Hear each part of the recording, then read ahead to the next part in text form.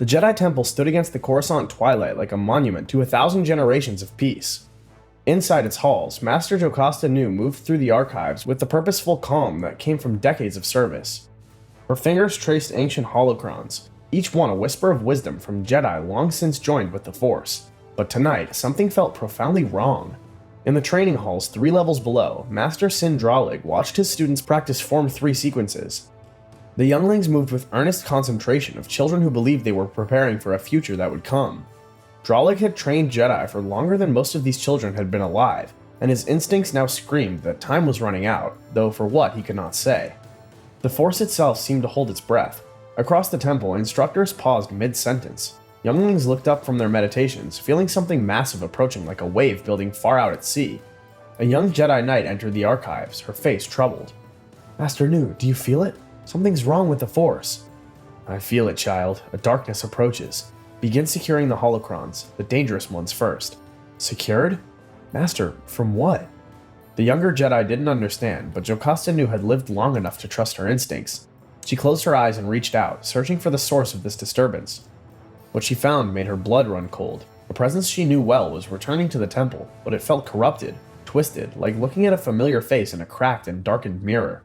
Anakin Skywalker was coming home, and the Force itself recoiled from what he had become. The first blaster bolts shattered evening meditation. Temple guards fell before they understood they were under attack, their ceremonial pikes clattering against ancient stone. The 501st Legion poured through the temple entrance like water breaching a dam, bringing systematic destruction of everything the Jedi represented. These weren't strangers or enemies. These were soldiers who had fought alongside Jedi Knights for 3 years of brutal war. Now they executed their former generals without hesitation, mercy, or even the dignity of an explanation. Sin Dralig ignited his lightsaber and became a whirlwind of blue light in the temple's grand corridor.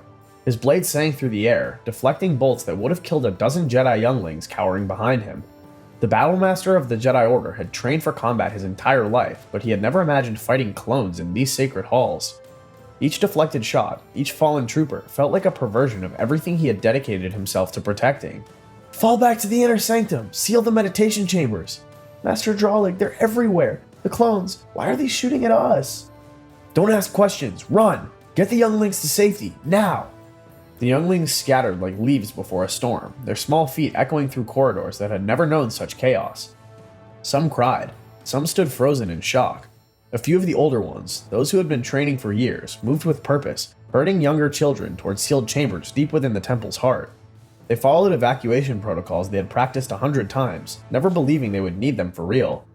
Sin Dralig fell minutes later, overwhelmed by concentrated fire from 3 directions at once. The Battlemaster of the Jedi Order died as he had lived, defending those who could not defend themselves. The heavy chamber doors slid shut with a finality that felt like a tomb being sealed, and inside, dozens of younglings huddled together in darkness.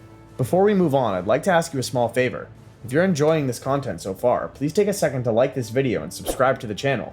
Over 98% of you watch these videos without subscribing. Imagine what we could accomplish if everyone subscribed. We thank you all for your continued support. In the archive wing, where knowledge spanning 50,000 years lined the walls, a group of older younglings made a decision that would change nothing and everything. There were 11 of them, ranging from 10 to 13 years old. They knew the temple was falling. They could feel Jedi dying throughout the building, each death like a candle being snuffed out in the Force.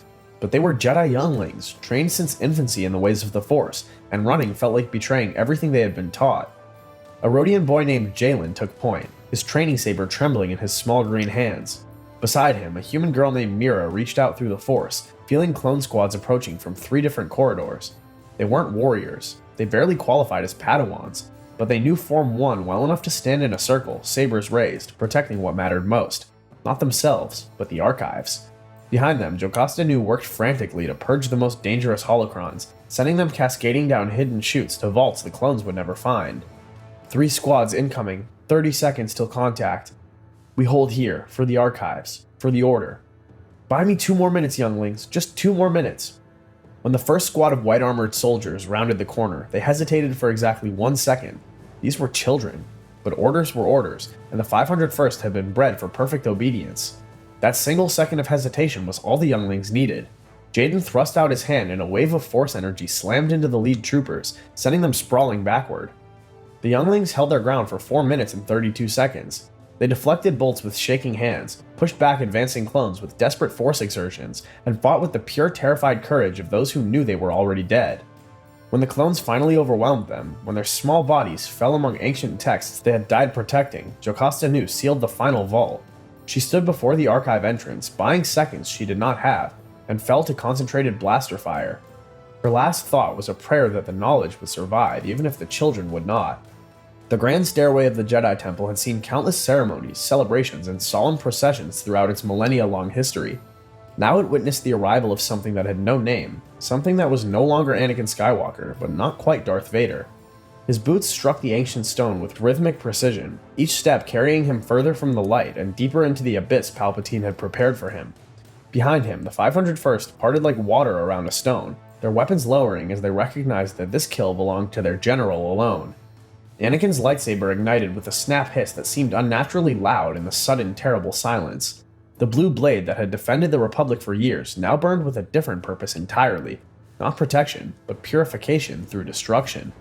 His eyes, once warm despite the crushing weight of war, now reflected only the cold certainty of a man who had chosen his path and would now walk it to the end, no matter how many bodies paved the way forward.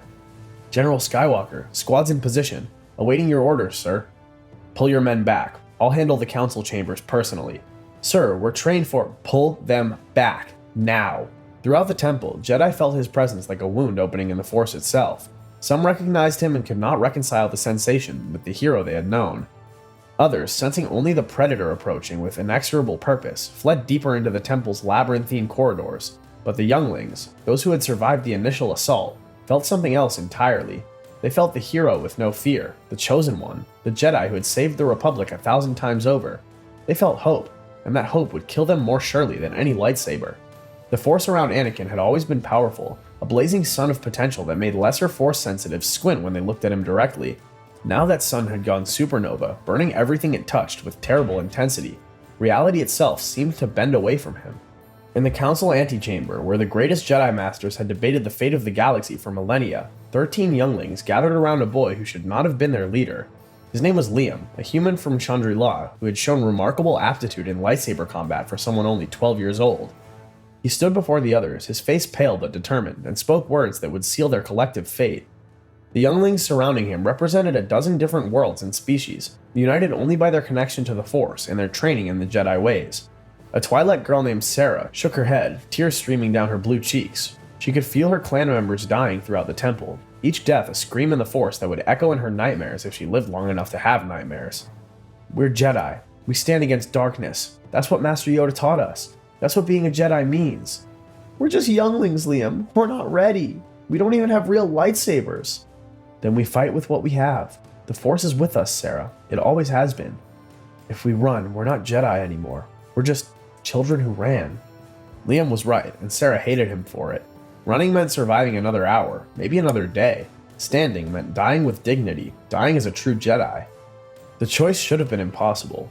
For children raised in the Jedi tradition from infancy, it was inevitable. They coordinated their defense with the tactical precision of students who had studied battle meditation and strategic thinking since they could walk. They would not win, they understood that with crystal clarity. But they could slow Anakin Skywalker down. They could force him to confront what he was doing, to see the faces of those he was murdering. Perhaps, they reasoned with the heartbreaking optimism of children, perhaps seeing them would remind him of who he used to be. Perhaps the hero with no fear would remember that fear was meant to be overcome, not embraced. Perhaps love was stronger than the darkness they felt approaching like a tidal wave. They were wrong, but they would die believing they had to try. And in that belief, they were more Jedi than many who had worn the robes for decades. The council chamber entrance had witnessed the trials of countless Jedi, their ascension from Padawan to Knight, from Knight to Master. Now it became an arena where childhood courage faced absolute darkness and lost before the fight even began. Anakin approached with the inevitability of a storm, and the 13 younglings formed their defensive line with training sabers that suddenly felt like toys in their trembling hands. They arranged themselves in a modified Form 1 pattern, Shi-Chu, the way of the Sarlacc, designed for multiple opponents, but never intended for children to use against a master. When Anakin finally stood before them, he did not rage or roar or offer justifications. He simply looked at them with eyes that had witnessed horrors they could not imagine and would never live long enough to understand. The silence stretched between them like a chasm, and in that terrible quiet, Liam took one step forward, his voice barely above a whisper. "Master Skywalker?" What's happening? We thought you were here to save us."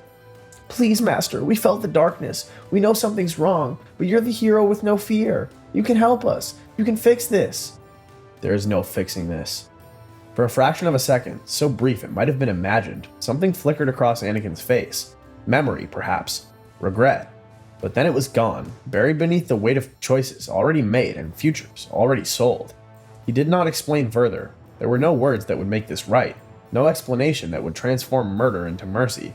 Instead, he advanced, and the younglings raised their sabers in a gesture that was equal parts defiance and prayer. The fight lasted longer than it should have, not because the younglings were skilled, but because Anakin was methodical. He could have cut them down in seconds with a single force wave or a fury of strikes too fast for young eyes to follow. Instead, he dismantled their defense piece by piece, disarming one youngling at a time, breaking their formation with precision that spoke of a master showing students where they went wrong. It was almost gentle, almost instructive, and that made it infinitely more cruel. Mira, the girl who had helped defend the archives, was the last standing. She reached out through the Force not to attack, but to connect, and for a heartbeat she touched something deep in Anakin's mind, saw Padme's face, heard Obi-Wan's laughter, felt Ahsoka's fierce loyalty. Her eyes widened with desperate hope. With Anakin's withdrawal from the council chambers, the clones resumed their systematic purge of the temple's inner sanctum. What resistance remained crumbled like sandcastles before a rising tide. The 501st moved with perfect efficiency, checking every meditation cell, every sleeping quarter, every hidden alcove where frightened younglings might shelter. They found them all. The Force could hide many things, but not terror, and the temple absolutely reeked of it. In the lower hangar bays, a group of 7 younglings made a desperate attempt to escape. They had bypassed the lockdown protocols, an impressive feat of slicing for children their age, and reached an old shuttle that still had fuel in its tanks. For 30 precious seconds, they believed they might actually survive this nightmare. "I've got it! The shuttle's powering up! We can make it! The doors, they're sealing! We need to go now! I'm trying, just give me—" Then the hangar door sealed with a grinding finality, and clone troopers poured in from 3 access corridors simultaneously. The younglings died with their hands on freedom, their small bodies crumpled at the base of a ship that would never fly them to safety. From a distance, Senator Bail Organa watched the temple burn, not with flames, the clones were far too professional for that, but with a darkness that was somehow infinitely worse. The lights of the great building flickered and died section by section, as if the temple itself was being murdered room by room, chamber by chamber. He had come hoping to help, to do something, anything. Now he understood that some horrors were too vast to be stopped by one man's courage. All he could do was witness, remember, and ensure that someday, somehow, the galaxy would know what had been lost this night. Inside the temple, in corridors that had echoed with the laughter of younglings learning to use the Force for the first time, there was now only silence. The kind of silence that comes after every voice has been forever stilled. Anakin walked through that silence like a man already dead. On Kashyyyk, thousands of light years from Coruscant, Master Yoda stood among the Wookiees and felt the Force scream. It was not a metaphor or a gentle impression, it was an actual scream, the death cry of hundreds of Jedi being murdered simultaneously across the galaxy. And at its epicenter was the Jedi Temple, the beating heart of an order that had endured for 1,000 generations. The ancient master staggered, his gimmer stick clattering to the wooden platform as he clutched his head against the overwhelming psychic assault. But beneath the overwhelming wave of death washing over him, Yoda felt something that horrified him more than any of it. He felt the younglings' final moments not as victims of faceless clone troopers, but as children fighting desperately against someone they recognized, someone they trusted, someone they believed might save them even as he methodically cut them down. The Force showed him Anakin's face in those final seconds, and Yoda understood with sickening clarity that this was not rage or temporary madness, this was choice. "Master Yoda, what has happened?" "Into exile I must go. Failed I have." "You must leave, Master. The clones will come for you next." Anakin Skywalker had not been overcome by darkness in a moment of weakness. He had walked into it with eyes open and hands willing, and he had slaughtered children not in the heat of chaotic battle, but with cold, methodical purpose. The younglings had tried to reach him, had believed in him until their last breaths, and he had repaid that faith with betrayal so complete it shattered something fundamental in the Force. Yoda had lived for 9 centuries. He had seen civilizations rise and fall, had witnessed the darkness lurking in countless hearts, but this was different. This was the future being murdered by the past, innocence being sacrificed on the altar of power. The Wookiee chieftain touched Yoda's shoulder with gentle concern, but the Jedi Master did not respond. He was too busy feeling the temple die, feeling the younglings' hope transform into terror, and then into nothing at all. Later, much later, when Obi-Wan would speak of redeeming Anakin Skywalker, Yoda would remember this moment. Anakin stood alone in the Temple's High Council chamber, surrounded by the empty seats of masters who would never return. The holographic galactic map still flickered in the center of the room, showing a republic that no longer existed, defended by Jedi who were already corpses growing cold in corridors below. His reflection stared back at him from the polished floor, and in that ghostly image he barely recognized the man looking up at him. When had his eyes become so cold? When had his hands learned to kill children without trembling? The comlink on his belt chirped, and Palpatine's voice slithered through the darkness like smoke given form. The Emperor did not praise or congratulate or offer empty words of comfort. He simply spoke a phrase that sealed the transformation that had begun the moment Anakin ignited his lightsaber in these sacred halls. "It is done, then." "Yes, my master. The temple is secure." "And the younglings? You showed no mercy, as I commanded?" "None. They thought I came to save them." Anakin wanted to say more, wanted to scream that nothing was done, that he could still turn back, that the man he had been could still somehow claw his way out of the abyss, but that was a lie, and Anakin Skywalker had become intimately familiar with lies over the past few hours. The truth was simpler and more terrible. He had not killed Jedi warriors in the heat of honest battle.